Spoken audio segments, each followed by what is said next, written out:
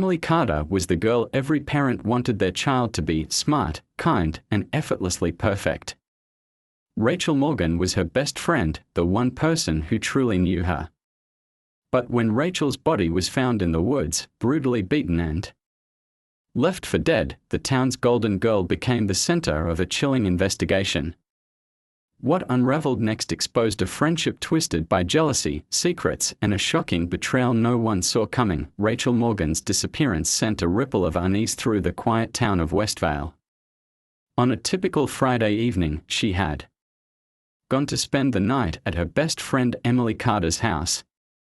The two were inseparable since middle school, cheerleaders, study partners, and constant companions. Emily's mother confirmed Rachel had arrived around 7 p.m., carrying her usual overnight bag and wearing a soft smile. Nothing seemed out of the ordinary. But by the next morning, Rachel was gone, and no one knew where she went. At first, Rachel's parents assumed she had simply gone out early. Maybe she'd left Emily's house to grab coffee or meet another friend. But when her phone went unanswered and messages stayed unread, their concern quickly turned to panic. Rachel wasn't the kind of girl to go off the grid. She was responsible. Always in contact, never the type to vanish without a word. By Saturday afternoon, they contacted the police. A missing persons report was filed and an official search began. The town rallied quickly. Flyers with Rachel's photo were taped to storefronts and lampposts. Friends, teachers, and neighbors combed parks, wooded areas, and backroads. Social media exploded with pleas for information. Rachel's smiling face and last known outfit, jeans, a lavender hoodie, white sneakers, were shared hundreds of times. But no one had seen her.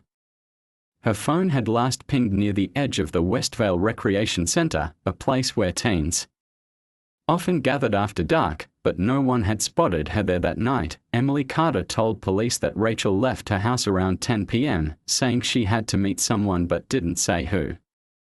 Emily claimed she assumed it was a secret boyfriend Rachel hadn't yet revealed. Detectives took note of this, though something about the timeline didn't sit right. Emily seemed distant, even cold. She wasn't crying. She wasn't worried. While other friends were frantically texting and searching, Emily barely participated. She returned to school on Monday wearing her usual smile, but classmates noticed her jokes were a little forced, her eyes not quite focused. Police interviewed Rachel's friends and found no evidence she had been dating anyone secretly. Her social accounts showed no unusual activity. The last message she sent was to her mother at 9:43 p.m., saying, "Good night, love you." After that, nothing. It was as if she had vanished into the night. By Tuesday morning, with no new leads, officers revisited Emily's story. They asked to review the home's security camera, but Emily's family said it had been broken for months. Still, a neighbor's doorbell camera offered something unexpected: a video of Rachel walking up the Carter's driveway, but no footage of her leaving. That small detail changed the tone of the investigation. If Rachel never walked away, where did she go? Whispers began to circulate. The town that once adored Emily Carter, the Golden Girl, started to wonder if they really knew her at all. 2 days after Rachel Morgan was reported missing, the town of Westvale woke to news that confirmed their worst fears. A dog walker stumbled upon a lifeless body in the dense woods near the edge of the local recreation center. It was early morning, and the air was thick with mist. The dog had veered off the trail, tugging its leash towards something buried beneath a tangle of branches and leaves. What the walker initially thought was a pile of discarded clothing turned out to be a teenage girl, face down, cold and still. Police arrived quickly, roping off the area and pushing back curious onlookers who had begun to gather. The body was soon identified as Rachel Morgan. Her once vibrant features were bruised and blooded. The medical examiner would later confirm that she died from repeated blunt force trauma to the head. Her shoes were missing. There were deep scratches on her forearms and dirt beneath her fingernails, signs of a struggle. Investigators determined she had likely died the same night she was reported missing. The discovery shattered the community. Rachel's parents were inconsolable. Friends who had spent the weekend searching for her now found themselves gathering candles and flowers for a memorial. News vans parked outside the police department as the story gained regional attention. The idea that something so brutal could happen in Westvale felt impossible. Yet here it was, unfolding in real time. Detectives began piecing together Rachel's final hours. Her phone still hadn't been recovered. There were no surveillance cameras in the wooded area, no eyewitnesses, and no clear signs of what had drawn her there that night. The only thing they had was the earlier account from Emily Carter, the last person known to have seen Rachel alive. Emily told police that Rachel left her house around 10 p.m. to meet someone. But her version of events was already under scrutiny. Doorbell footage showed Rachel arriving at the Carter residence, but there was no record of her leaving. That raised questions. When detectives asked Emily to clarify, she insisted she had fallen asleep and didn't know exactly when Rachel left. She repeated that Rachel mentioned meeting someone, though she couldn't remember any details. Her responses triggered suspicion. Emily didn't attend Rachel's vigil. She remained unusually composed, showing little emotion while the town mourned. Police began to take a closer look at her. Her phone records revealed that she had driven near the recreation center shortly after midnight, hours after she claimed to have gone to bed. She offered no explanation. Then came a development that shifted the investigation sharply. Crime scene techs recovered several fragments of chipped red paint from Rachel's skull. It was an odd detail, easily overlooked, but one that would later prove crucial. They suspected the paint came from the murder weapon, a blunt object coated in a specific type of enamel. Investigators had a theory forming, but it was still just out of reach. All signs pointed towards someone close to Rachel. Someone who knew her habits, knew where she'd go, and possibly lured her into the woods that night. And slowly, all eyes turned toward the one person who wasn't acting like the rest, Emily. Carter had always been the girl people admired. She was Westvale's golden child, straight-A student, head cheerleader, active in church youth group, and the face of nearly every school fundraiser. But behind the polished exterior, investigators were beginning to see cracks. As the investigation into Rachel's murder deepened, what they uncovered about Emily began to shift the case in an entirely new direction. Her phone location data had already raised suspicion, showing she had been near the recreation center shortly after midnight, contradicting her claim that she had been asleep at home. When asked about this, Emily gave a vague explanation about going for a drive to clear her head, but couldn't remember specific routes or stops. That alone wasn't enough to arrest her. But it was enough to dig deeper. Detectives obtained a warrant to search the Carter residence, including Emily's bedroom and garage. Her laptop was taken for digital analysis. At first glance, there was nothing alarming: neat folders, schoolwork, college applications. But tucked away in a hidden folder were dozens of digital journal entries, some dating back over a year. They weren't the kind of reflections one might expect from a high-achieving student. They were angry, obsessive, focused almost entirely on Rachel. In the entries, Emily described growing resentment. She accused Rachel of stealing everything: opportunities, attention, and most of all, trust. It became clear that their friendship had grown strained in ways no one outside had noticed. Emily wrote about feeling invisible in Rachel's shadow, of secrets Rachel held over her, and of an overwhelming fear that Rachel might expose something that would destroy her carefully maintained image. One particular entry caught the investigators' attention. Dated just days before Rachel's death, Emily wrote, "She's playing with fire. If that photo gets out, it's over for me. She promised. But I know she'll do it." The nature of the photo was unclear, but the implication was enough to establish motive. Whatever it was, Emily believed Rachel had the power to ruin her and feared she might. The search of the garage yielded another clue: a missing trophy. bat, part of a softball set Emily had 1 year ago, was nowhere to be found. It had been mounted on the wall, but the hooks now hung empty. Investigators compared the description to the red paint flakes found on Rachel's body. The match wasn't confirmed yet, but the suspicion grew stronger. Emily's browser history also told a story. Late-night searches included phrases like "how to delete GPS history" and "how to destroy evidence without getting caught." Combined with the journal entries and the suspicious behavior, a darker portrait of Emily began to emerge. What unsettled investigators most was how well Emily had worn the mask. In public, she smiled. She volunteered. She hugged grieving friends. But behind the scenes, she had been unraveling. The investigation had shifted from searching for a suspect to building a case. And as the threads of Emily's life came undone, one thing became disturbingly clear: this wasn't just a tragic accident or a sudden outburst. This was planned. And Rachel had never seen it coming. For days, investigators worked tirelessly to find the missing pieces of the puzzle.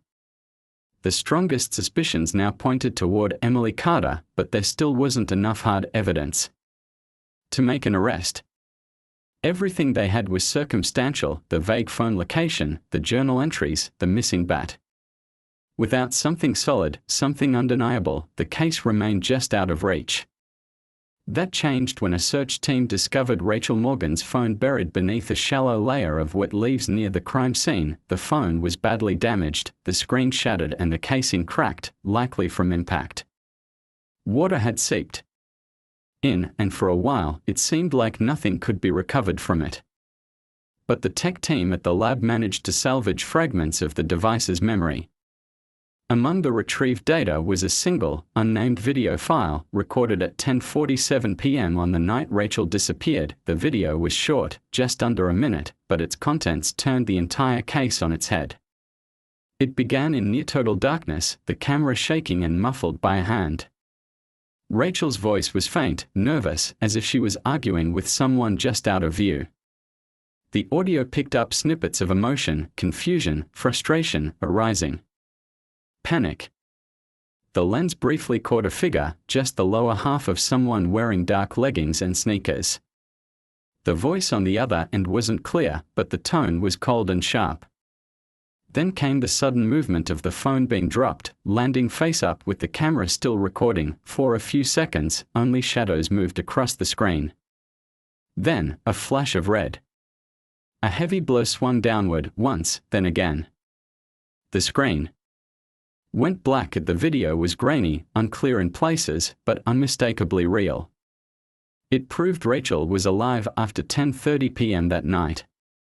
It showed she was in a confrontation.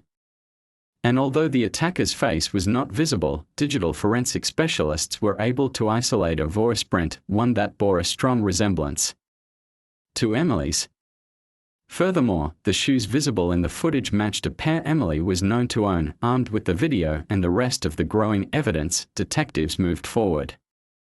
They brought Emily back in for further questioning, this time with full knowledge of what they had found. Still, she said little. When shown the video, she didn't flinch. Her eyes stayed fixed on the screen, watching the final moments of her friend's life with a calm that chilled everyone in the room. Investigators now had motive, means, opportunity, and partial documentation of the crime itself. The decision to arrest Emily Carter came swiftly. She was taken from her home quietly, handcuffed without resistance as neighbors looked on in disbelief. For years, they had seen her as a model of success, discipline, and kindness. Now, they watched as police led her away as the prime suspect. In one of the town's most brutal murders, the good girl image was gone. What remained was a darkness no one had seen coming, an undeniable proof that the perfect facade had been just that, a mask hiding something far more sinister underneath. The interrogation room was cold, its walls a dull gray, lit by a single fluorescent light that buzzed faintly overhead. Emily Carter sat at the center of it all, her hands resting on the table, wrists uncuffed but motionless. She wasn't crying. She wasn't scared. Her expression was still unreadable. Across from her, detectives prepared to present the evidence. But even they felt the weight of what was coming. The girl in front of them had been Westvale's brightest star. Now, she was the center of its darkest tragedy. The detectives laid it all out: the video footage from Rachel's recovered phone, the matching red paint chips from the suspected bat, the journal entries laced with resentment, the GPS data, placing Emily near the crime scene, and the internet searches that spoke volumes. There was no physical confession, no burst of guilt or remorse.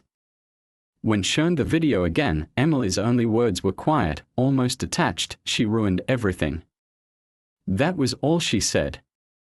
From that moment on, she asked for no lawyer, signed no statement, and didn't speak again. The case went to trial within 3 months. News vans lined the courthouse steps.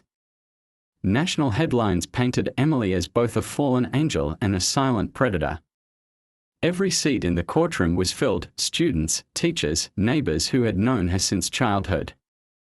As the prosecution played the final video from Rachel's phone, the room fell utterly silent. No one moved. It was haunting. And though the figure in the video was only partially visible, the evidence had become overwhelming. Emily's defense attempted to claim the case was built on assumptions.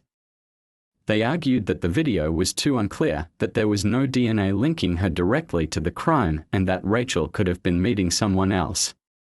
But the jury wasn't swayed. The weight of the digital trail, the motive laid bare in Emily's own words, and the eerie composure she displayed throughout painted a chilling portrait. On the final day of the trial, as the verdict was read, Emily didn't flinch. Guilty of second-degree murder. Sentenced to 28 years in prison with no chance of parole for the first 15. As she was led away in handcuffs, reporters shouted her name. She didn't look at them. She didn't look at Rachel's grieving parents seated just a few feet away.